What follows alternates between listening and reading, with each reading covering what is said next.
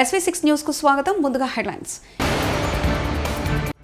రాహుల్ పై పాకిస్తాన్ ప్రశంసలు తీవ్రంగా మండిపడ్డ ప్రధాని మోదీ.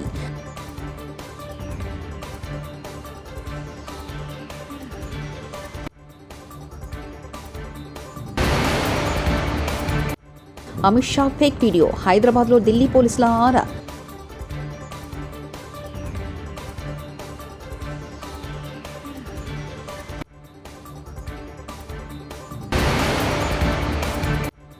జూలై 14 రేవంత్ రెడ్డికి డెడ్ లైన్, ధర్మపురి అరవింద్.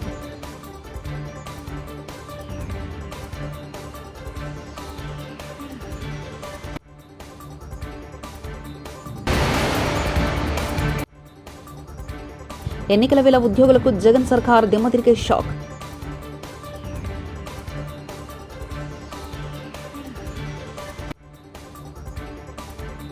కాంగ్రెస్ అగ్రనేత రాహుల్ గాంధీపై పాకిస్తాన్ మాజీ మంత్రి చౌదరి వాహద్ హుస్సేన్ ప్రశంసలు కురిపించడంపై ప్రధాని నరేంద్ర మోదీ తీవ్రస్థాయిలో విరుచుకుపడ్డారు.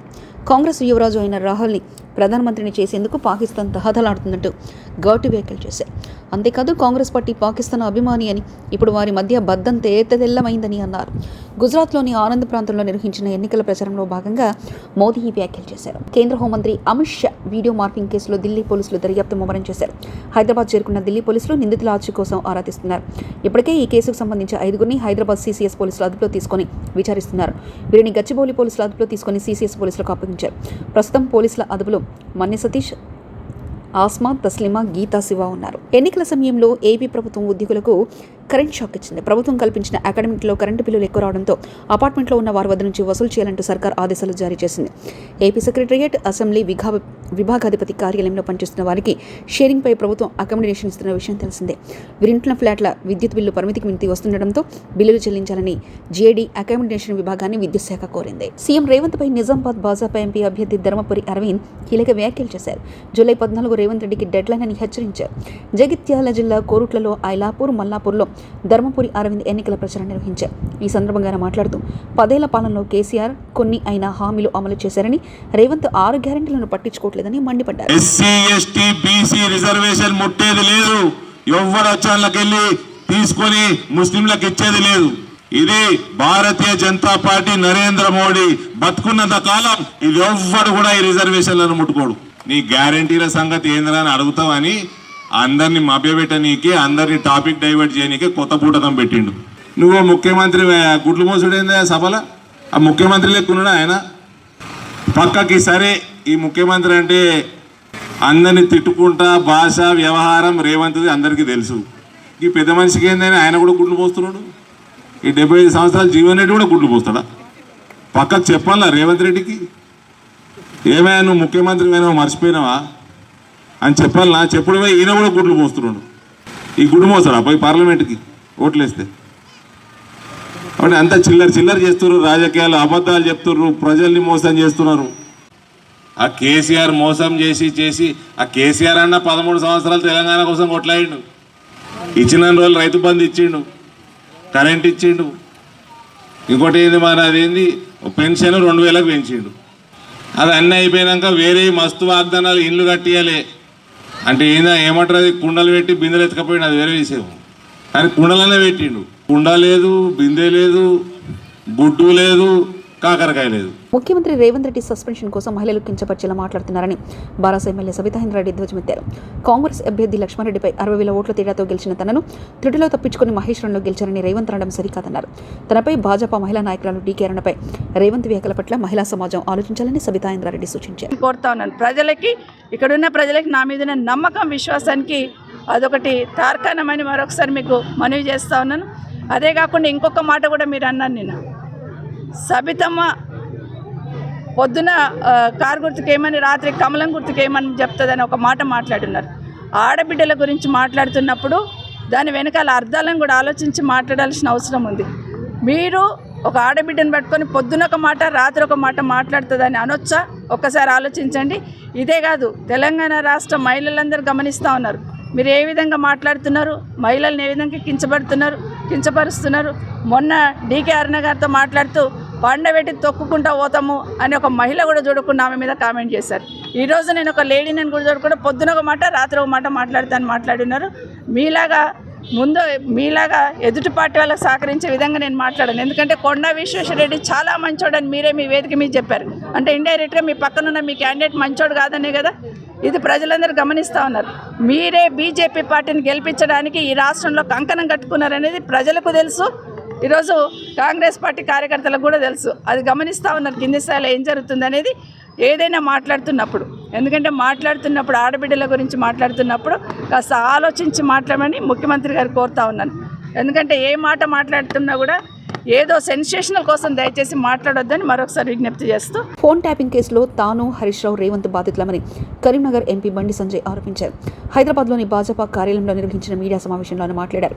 317 జీవో టీఎస్పీఎస్సీ సమయంలో తనను అరెస్ట్ చేయడానికి కారణం ఫోన్ ట్యాపింగ్ అని తెలిపారు. కాంగ్రెస్ ప్రభుత్వానికి చిత్తశుద్ధి ఉంటే ఈ కేసును సీబీఐకి ఇవ్వాలని డిమాండ్ చేశారు. కలిసి గతంలో బీఆర్ఎస్ పార్టీ ఏ విధంగా వివరించిందో అనేక అంశాల మీద కేసీఆర్ గారు ఏ విధంగా వివరించారో అదే పందాను ప్రస్తుతమైన కాంగ్రెస్ పార్టీ ప్రభుత్వం, రాష్ట్ర ముఖ్యమంత్రి గారు కూడా అదే పందాన్ని కొనసాగిస్తున్నారు. కాంగ్రెస్ పార్టీ ప్రభుత్వం కూడా అదే పందాన్ని కొనసాగిస్తున్నది. తెలంగాణ రాష్ట్రంలో పూర్తి వ్యవస్థలను నాశనం చేసినటువంటి, ప్రజాస్వామ్యాన్ని కూని చేసినటువంటి, వ్యక్తిగత స్వేచ్ఛకు భంగం కలిగేలా తయారైనటువంటి ఫోన్ ట్యాపింగ్ కేసు. ఈ ఫోన్ ట్యాపింగ్ కేసు సంబంధించి గతంలో ఏ స్థాయిలో ఈ ఫోన్ ట్యాపింగ్ కేసు సంబంధించి ఆరోపణలు, అరెస్టులు, విచారణలు, రిమాండ్లు ఇవన్నీ జరిగినాయి. అంత తీవ్రమైనటువంటి కేసు కనీసం ఇప్పుడు చర్చలో లేదు. ఎందుకంటే డైవర్ట్ చేసి రెండు పార్టీలు కలిసి కుమ్మక్కై ఇష్యూ డైవర్ట్ చేసి పడేసింది. ఈ కేసును నీరుగార్చే ప్రయత్నం చేసినాయి కూడా. ఈ ఫోన్ ట్యాపింగ్ కేసు సంబంధించి ఇది కరీంనగర్ జిల్లా రాజన్న సిరిసిల్ల జిల్లా సిరిసిల్ల కేంద్రంగా జరిగింది. దీనిలో వాస్తవానికి బీఆర్ఎస్ పార్టీ నాయకులతో పాటు ఆ కేసును నీరుగార్చడానికి, కేసీఆర్ కుటుంబాన్ని కాపాడడం కోసం కాంగ్రెస్ పార్టీకి సంబంధించినటువంటి కరీంనగర్ సంబంధించినటువంటి ఒక మంత్రి హస్తం ఉంది.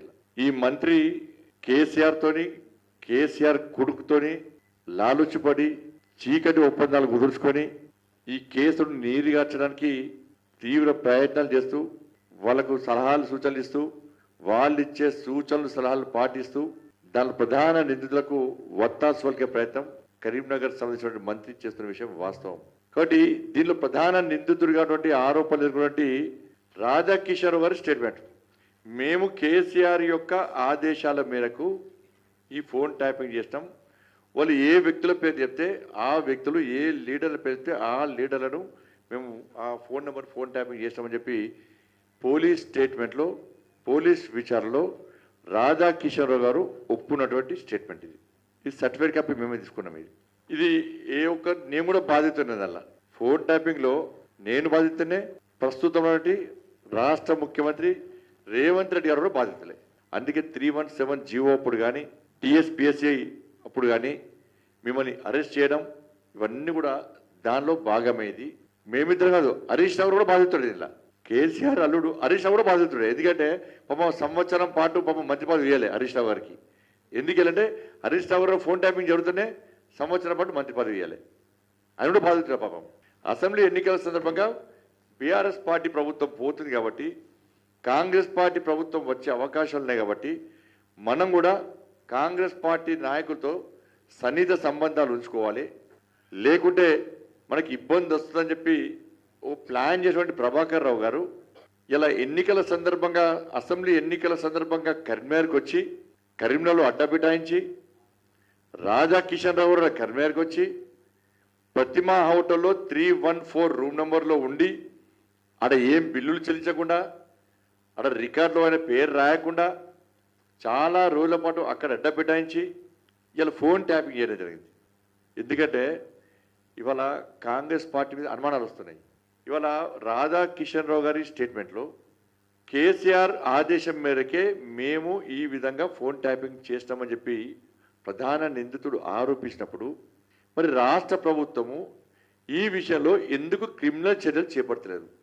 కనీసం 41 నోటీస్ ఎందుకు ఇస్తలేదు? ఇవాళ ఆరోపణ పక్కగా స్టేట్మెంట్ ఇచ్చి కనేసి ఇవాళ మీరు స్టేట్ పోలీసే ఇలా కేసీఆర్ రాధాకిషన్ రావు గారు ఆయన స్టేట్మెంట్లో కేసీఆర్ పేరు ప్రస్తావించి బీఆర్ఎస్ మెదక్ అభ్యర్థి వెంకట్రామరెడ్డిపై దుష్ప్రచారం చేస్తే సహించేది లేదు. బీజేపీ మెదక్ అభ్యర్థి రఘునందన్ రావుపై మాజీ మంత్రి సిద్దిపేట ఎమ్మెల్యే హరీష్ రావు తీవ్రస్థాయిలో మండిపడ్డారు. గతంలో బీజేపీ అభ్యర్థి రఘునందన్ రావు దుర్భాగ అసెంబ్లీ ఎన్నికల్లో ఫేక్ న్యూస్ ప్రచారం చేశారని ఆరోపించారు. బుధవారం సిద్దిపేట జిల్లా కేంద్రంలోని 35, 36 వార్డులలో ఇంటింటికి ఎన్నికల ప్రచారంలో హరీష్ రావు, బీఆర్ఎస్ ఎంపీ అభ్యర్థి వెంకటరెడ్డి పాల్గొన్నారు. అంటే ఏదైనా నిజాలు చెప్తే, వాస్తవాలు చెప్తే, వాస్తవాల ఆధారంగా ప్రజలు నిర్ణయం తీసుకుంటారు. కానీ అభూత కల్పనలను, అబద్ధాలను, గోబల్స్ను ప్రచారం చేసి మరి బీజేపీ అభ్యర్థికి గెలుపు అలవాటు. గతంలో దుబ్బాక ఉప ఎన్నికల సందర్భంలో కూడా ఇక కొద్ది గంటల్లో పోలింగ్ ప్రారంభమవుతుందంటే కాంగ్రెస్ పార్టీ అభ్యర్థి బీఆర్ఎస్లో చేరినట్టు ఒక ఫేక్ వీడియో తయారు చేసి దాన్ని దుబ్బాక ప్రాంతంలో సోషల్ మీడియాలో విడుదల చేసి రాజకీయంగా లబ్ధి పొందే ప్రయత్నం చేశారు. అంటే ఏదైనా ఫెయిర్ పాలిటిక్స్ లేవు. ఆయన గతంలో కూడా పాపం కాంగ్రెస్ పార్టీ అభ్యర్థి ఆయన బీఆర్ఎస్లో చేరిపోయినట్టు, ఆయన చేతులు ఎత్తేసినట్టు, ఆయన పోటీ నుంచి తప్పుకున్నట్టు ఒక ఫేక్ సోషల్ మీడియాను ఇక 2 గంటలైతే ఎలక్షన్ స్టార్ట్ అయిందంటే ఆ ఫేక్ మీడియాను ప్రజల్లో వదిలారు. అది చూస్తే ఎట్లుంటుందంటే నిజంగానే టీవీలో వచ్చినట్టు, ఒక టీవీలో ప్రసారమైనట్టు ఒక తప్పుడు వార్తా కథనాన్ని తయారు చేసి ప్రజల్లోకి వదిలారు. దాంతో ప్రజలు కొద్దిగా కన్ఫ్యూజ్ అయిపోయి నిజమేమో అనుకొని కొన్ని ఓట్లలో తేడా వచ్చినటువంటి పరిస్థితి మనం చూసాం. ఇప్పుడు కూడా వెంకట్రామరెడ్డి గారి మీద ఒక సోషల్ మీడియాలో ఒక దొంగ వీడియోను తయారు చేసి ఆయన పట్ల దుష్ప్రచారం చేస్తూ, ఆయన ఒక వైట్ పేపర్ లాంటి వ్యక్తి, ఇన్నేళ్లు ఆయన ఐఏఎస్ ఆఫీసర్గా, కలెక్టర్గా పనిచేస్తే మచ్చ లేకుండా ప్రజల కోసం పనిచేసి ఎంతో మంచి పేరు తెచ్చుకున్నటువంటి వ్యక్తి వెంకట్రామరెడ్డి గారు. ఆయనను ఒక తప్పుడుగా చూపించి ఒక తప్పుడు విషయాలను సోషల్ మీడియాలో ప్రచారం చేస్తూ రాజకీయంగా లబ్ధి పొందాలని చూస్తున్నారు. వాస్తవాలు మాట్లాడండి. మీరేం చేశారో చెప్పండి, ప్రజలకు ఏం చేస్తారో చెప్పండి. వెంకట్రామరెడ్డి గారు ఉన్నత అధికారిగా, విద్యావంతుడిగా ప్రజలకు సేవ చేయాలని కేసీఆర్ గారి కోరిక మేరకు ఆయన ఎన్నికల్లో పోటీ చేస్తూ ఉన్నారు. అందరిలాగా డబ్బులు సంపాదించుకో. జనసేన పార్టీ అధినేత పవన్ కళ్యాణ్ ఈరోజు అనకాపల్లి మండలం అచ్యుతాపురం ప్రచారంలో భాగంగా బహిరంగ సభలో మాట్లాడుతూ స్థానిక వైసీపీ అభ్యర్థి ఉప్పలపాటి రమణమూర్తి రాజు కన్నబాబుపై ఘాటన విమర్శలు చేశారు. జనసేన పార్టీ గాజు గ్లాసు గుర్తుపై పోటీ చేస్తున్న సుందరపు విజయ్ కుమార్ని ఎంపీగా పోటీ చేస్తున్న సీఎం రమేష్ను గెలిపించాలని కోరారు.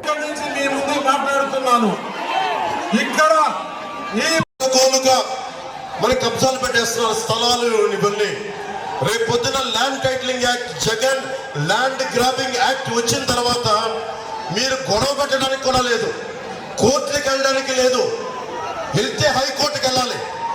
నాకే హైకోర్టుకి వెళ్ళడానికి నేను ఆలోచిస్తాను. ఒక పార్టీ నడుపుతున్న వాడిని, ఇన్ని లక్షల మంది రోడ్ల మీదకి వస్తే లక్షల మంది జనం ఉన్నవాడిని నేనే ఆలోచిస్తాను హైకోర్టుకి వెళ్ళాలంటే. సగటు మనిషి మీ ఆస్తుల్ని కన్నబాబు రాజు గారు లాంటి వాళ్ళు దోచేస్తే రేపు భవిష్యత్తులో కోర్టులకు వెళ్ళడానికి కూడా లేదు. మహా వెళ్తే ఆఫీసుకి వెళ్ళాలంటే రెవెన్యూ ఆఫీసులకి వెళ్తే మళ్ళీ ఉన్నది వైసీపీ మనిషి ఉంటాడు. మళ్ళీ వాళ్ళు ఏం చేస్తారు, మళ్ళీ వాళ్ళే పెట్టేసుకుంటారు. రేపు పొద్దున మీకు అప్పు చేయాలి, మాకు ఆస్తి పేపర్లు తాకట్టు పెట్టాలి, ఫైనాన్షియల్ దగ్గరికి వెళ్ళాలి, ఆస్తి తాకట్టు పెట్టాలి అంటే కూర్చోబెట్టి ఎవరు మాట్లాడరు. దాని మీద జెరాక్స్ ఇస్తే ఎవరు తీసుకుంటాడు? ఒరిజినల్సే ఇవ్వాలి. ఈ ఏపీ గవర్నమెంట్ ఒరిజినల్స్ ఇవ్వదండి. ఇప్పుడు ఇంకొకసారి ఎన్నుకుంటే వైసీపీ కన్నబాబు రాజు గారికి మీరు ఓటు వేసినా, జగన్కి ఓటేసినా మీ ఆస్తులన్నీ, మీ ఇళ్ళన్నీ గాల్లో దీపం పెట్టినట్టే. చాలా చాలా జాగ్రత్త. వైసీపీ మద్దతుదారులు కూడా చెప్తా ఉన్నా, వైసీపీ ఎమ్మెల్యే పాపం వాలంటీర్ని కొట్టాడు, సొంత పార్టీ మనుషులే కొట్టాడు. రేపొద్దున మీ ఆస్తులను దోచాడు ఎంత పర్యాలకి. రేపొద్దున మేము అండగా ఉండాల్సి వస్తుంది. అలాంటి పరిస్థితులు లేకుండా మేము మంచిగా చెప్తున్నాం, మర్యాదగా చెప్తా ఉన్నా. Land titling act is not land titling act, it is Jagan's land grabbing act. మీ ఆస్తుల్ని దోచేయడానికి చట్టం తీసుకొస్తున్నాడు. మాట్లాడితే కేంద్ర రాహుల్పై పాకిస్తాన్ ప్రశంసలు తీవ్రంగా మండిపడ్డ ప్రధాని మోదీ.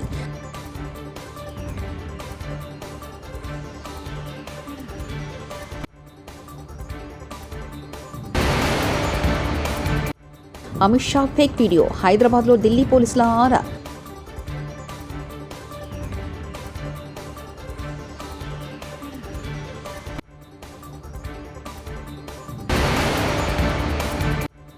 జూలై 14 రేవంత్ రెడ్డికి డెడ్లైన్ ధర్మపురి అరవింద్.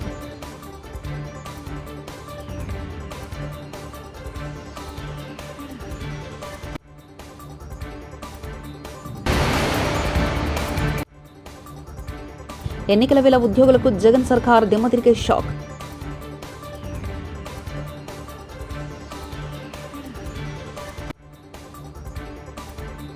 ఇవి బులెటిన్ విశేషాలు. చూస్తూనే ఉండండి SV6 న్యూస్.